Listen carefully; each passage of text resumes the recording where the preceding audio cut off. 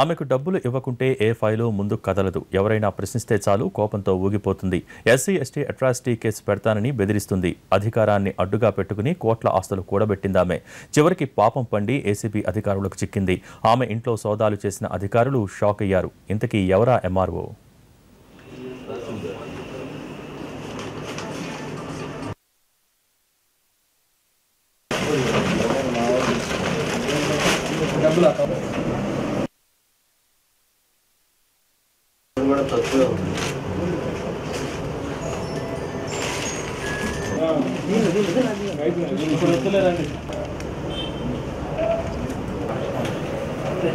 నెల్లూరు జిల్లా సంగం తహసీల్దార్ సుశీలపై అవినీతి ఆరోపణలు వచ్చాయి. దీంతో 6 చోట్ల ఏకకాలంలో ఆమె ఆస్తులపై దాడులు చేసిన ఏసీబీ అధికారులు పెద్ద మొత్తంలో ఆస్తులు కూడగట్టుకున్నట్టు గుర్తించారు. బెంగళూరులో 2 ఇళ్లు, నెల్లూరులో 3 ఇళ్లు, కొండాయిపాలెం, వావిలాటిపాడులో కోట్ల రూపాయల విలువ చేసే ప్లాట్లు, చేజర్ల, తోటపల్లి, గూడూరు మండలాల్లో దాదాపు 40 ఎకరాల పొలాలు ఉన్నట్టు గుర్తించామన్నారు అధికారులు.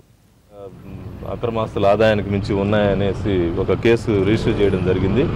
ఈమెకి సంబంధించి బినామీలు వాళ్ళందరి ఇళ్లలో ఒక 6 దగ్గరలో సర్చెస్ జరుగుతూ ఉన్నాయి. దాంట్లో భాగంగా మనకి ఇప్పటి వరకు వచ్చింది బెంగళూరులో 2 ఇళ్ళు ఉన్నాయి, ఇక్కడ ఒక 3 ఇళ్ళు ఉన్నాయి, 500 అంకణాలు, 800 అంకణాలు, ఈ మాగుంట లేఅవుట్లో ప్లాట్లు, కొండాయిపాళ్యం, వావిలెట్టుపాడు ఈ పక్కంతా. తర్వాత అట్లనే ఒక 25 ఏకర్స్ వరకు చేజర్ల మండలంలో ఈ తోటపల్లి, గూడూరు, అనకేపల్లి ఆ ఏరియాల్లో పొలాలు కొనున్నారు. వీటన్నిటికి సంబంధించి మనకి 1.5 crore worth rupees market value కాదు, కన్సిడరేషన్ వాల్యూ మాత్రమే.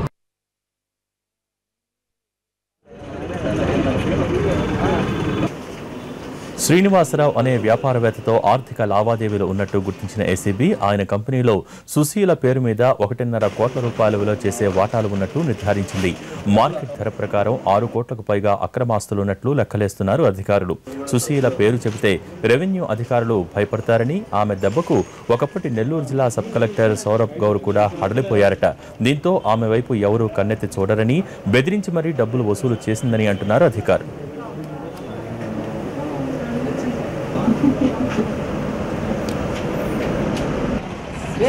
పెట్టు గమ్ముండవా